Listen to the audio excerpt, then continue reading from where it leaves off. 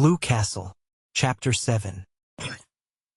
There was a rosebush on the little Sterling lawn, growing beside the gate. It was called Doss's rosebush. Cousin Georgiana had given it to Valency 5 years ago, and Valency had planted it joyfully. She loved roses. But, of course, the rosebush never bloomed. That was her luck. Valency did everything she could think of and took the advice of everybody in the clan. But still the rosebush would not bloom. It throve and grew luxuriantly, with great leafy branches untouched of rust or spider. But not even a bud had ever appeared on it. Valency, looking at it 2 days after her birthday, was filled with a sudden, overwhelming hatred for it. The thing wouldn't bloom. Very well, then, she would cut it down. She marched to the tool room in the barn for her garden knife, and she went at the rosebush viciously. A few minutes later, horrified Mrs. Frederick came out to the veranda and beheld her daughter slashing insanely among the rosebush boughs. Half of them were already strewn on the walk. The bush looked sadly dismantled. "Doss, what on earth are you doing? Have you gone crazy?" "No," said Valency. She meant to say it defiantly, but habit was too strong for her. She said it deprecatingly. I just made up my mind to cut this bush down. It is no good. It never blooms, never will bloom." "That is no reason for destroying it," said Mrs. Frederick sternly. "It was a beautiful bush and quite ornamental. You have made a sorry-looking thing of it." "Rose trees should bloom," said Valency a little obstinately. "Don't argue with me, Doss. Clear up that mess and leave the bush alone. I don't know what Georgiana will say when she sees how you have hacked it to pieces. Really, I'm surprised at you. And to do it without consulting me." "The bush is mine," muttered Valency. "What's that? What did you say, Doss?" "I only said the bush was mine," repeated Valency humbly. Mrs. Frederick turned without a word and marched back into the house. The mischief was done now. Valency knew she had offended her mother deeply and would not be spoken to or noticed in any way for 2 or 3 days. Cousin Stickles would see to Valency's bringing up, but Mrs. Frederick would preserve the stony silence of outraged majesty. Valency sighed and put away her garden knife, hanging it precisely on its precise nail in the tool shop. She cleared away the severed branches and swept up the leaves. Her lips twitched as she looked at the straggling bush. It had an odd resemblance to its shaken, scrawny donor, little cousin Georgiana herself. "I certainly have made an awful-looking thing of it," thought Valency. But she did not feel repentant, only sorry she had offended her mother. Things would be so uncomfortable until she was forgiven. Mrs. Frederick was one of those women who can make their anger felt all over a house. Walls and doors are no protection from it. "You'd better go uptown and get the mail," said Cousin Stickles when Valency went in. "I can't go. I feel all sorter peaky and piney this spring. I want you to stop at the drugstore and get me a bottle of Redfern's blood bitters. There's nothing like Redfern's bitters for building a body up. Cousin James says the purple pills are the best, but I know better. My poor dear husband took Redfern's bitters right up to the day he died. Don't let them charge you more'n 90 cents. I can get it for that at the port. And what have you been saying to your poor mother? Do you ever stop to think, Doss, that you can only have one mother?" "One is enough for me," thought Valency undutifully as she went uptown. She got Cousin Stickles' bottle of bitters, and then she went to the post office and asked for her mail at the general delivery. Her mother did not have a box. They got too little mail to bother with it. Valency did not expect any mail, except the Christian Times, which was the only paper they took. They hardly ever got any letters. But Valency rather liked to stand in the office and watch Mr. Carew, the gray-bearded, Santa Clausy old clerk, handing out letters to the lucky people who did get them. He did it with such a detached, impersonal, Jove-like air, as if it did not matter in the least to him what supernal joys or shattering horrors might be in those letters for the people to whom they were addressed.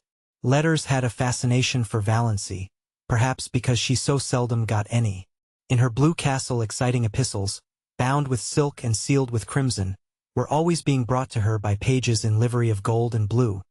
But in real life her only letters were occasional perfunctory notes from relatives or an advertising circular.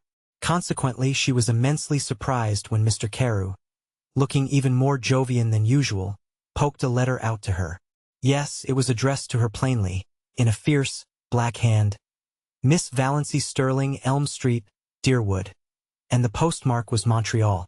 Valancy picked it up with a little quickening of her breath. Montreal. It must be from Dr. Trent. He had remembered her, after all. Valancy met Uncle Benjamin coming in as she was going out and was glad the letter was safely in her bag. "What?" said Uncle Benjamin. "Is the difference between a donkey and a postage stamp?" "I don't know." "What?" answered Valancy dutifully. "One you lick with a stick and the other you stick with a lick."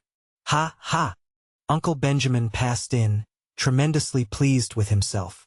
Cousin Stickles pounced on the times when Valancy got home, but it did not occur to her to ask if there were any letters. Mrs. Frederick would have asked it, but Mrs. Frederick's lips at present were sealed. Valancy was glad of this. If her mother had asked if there were any letters, Valancy would have had to admit there was. Then she would have had to let her mother and Cousin Stickles read the letter and all would be discovered. Her heart acted strangely on the way upstairs, and she sat down by her window for a few minutes before opening her letter. She felt very guilty and deceitful. She had never before kept a letter secret from her mother. Every letter she had ever written or received had been read by Mrs. Frederick. That had never mattered. Valancy had never had anything to hide. But this did matter. She could not have anyone see this letter. But her fingers trembled with a consciousness of wickedness and unfilial conduct as she opened it.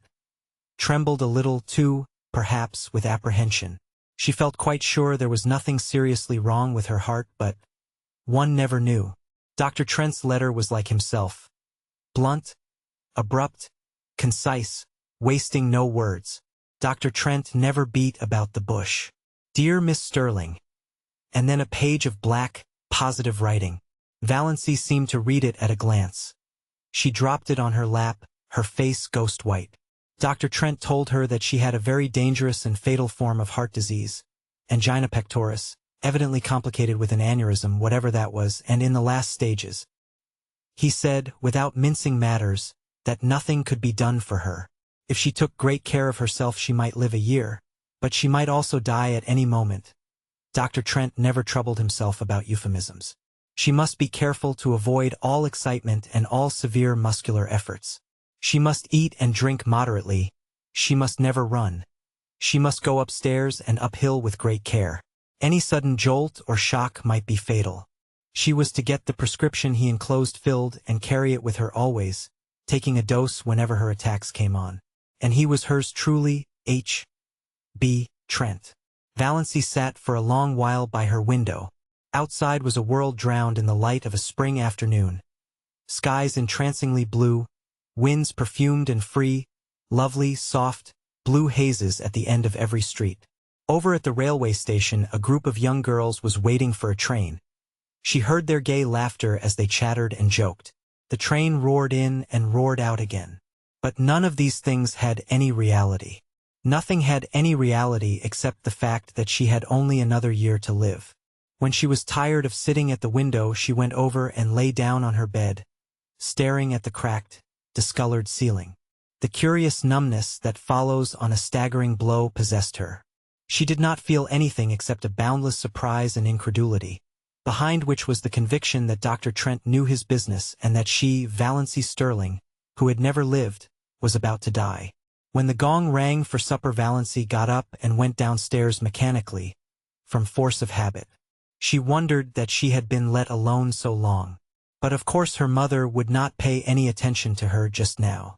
Valancy was thankful for this. She thought the quarrel over the rosebush had been really, as Mrs. Frederick herself might have said, providential. She could not eat anything, but both Mrs. Frederick and Cousin Stickles thought this was because she was deservedly unhappy over her mother's attitude, and her lack of appetite was not commented on. Valancy forced herself to swallow a cup of tea and then sat and watched the others eat, with an odd feeling that years had passed since she had sat with them at the dinner table. She found herself smiling inwardly to think what a commotion she could make if she chose. Let her merely tell them what was in Dr. Trent's letter, and there would be as much fuss made as if, Valancy thought bitterly, they really cared two straws about her. Dr. Trent's housekeeper got word from him today, said Cousin Stickles. So suddenly that Valancy jumped guiltily. Was there anything in thought waves? Mrs. Judd was talking to her uptown. They think his son will recover. But Dr. Trent wrote that if he did, he was going to take him abroad as soon as he was able to travel and wouldn't be back here for a year at least. That will not matter much to us, said Mrs. Frederick majestically. He is not our doctor. I would not. Here she looked or seemed to look accusingly right through Valancy. Have him to doctor a sick cat. May I go upstairs and lie down? Said Valancy faintly. I have a headache. What has given you a headache? Asked Cousin Stickles, since Mrs. Frederick would not. The question had to be asked. Valancy could not be allowed to have headaches without interference. You ain't in the habit of having headaches. I hope you're not taking the mumps. Here, try a spoonful of vinegar. Piffle, said Valancy rudely, getting up from the table. She did not care just then if she were rude.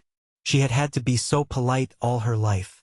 If it had been possible for Cousin Stickles to turn pale, she would have. As it was not, she turned yellower. Are you sure you ain't feverish, Doss? You sound like it. You go and get right into bed, said Cousin Stickles, thoroughly alarmed. And I'll come up and rub your forehead and the back of your neck with Redfern's liniment. Valancy had reached the door, but she turned.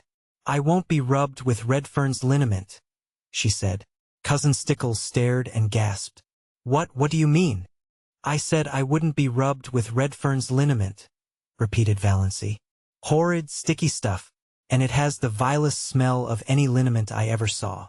It's no good. I want to be left alone, that's all.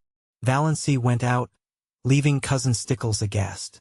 She's feverish, she must be feverish, ejaculated Cousin Stickles. Mrs. Frederick went on eating her supper. It did not matter whether Valancy was or was not feverish. Valancy had been guilty of impertinence to her.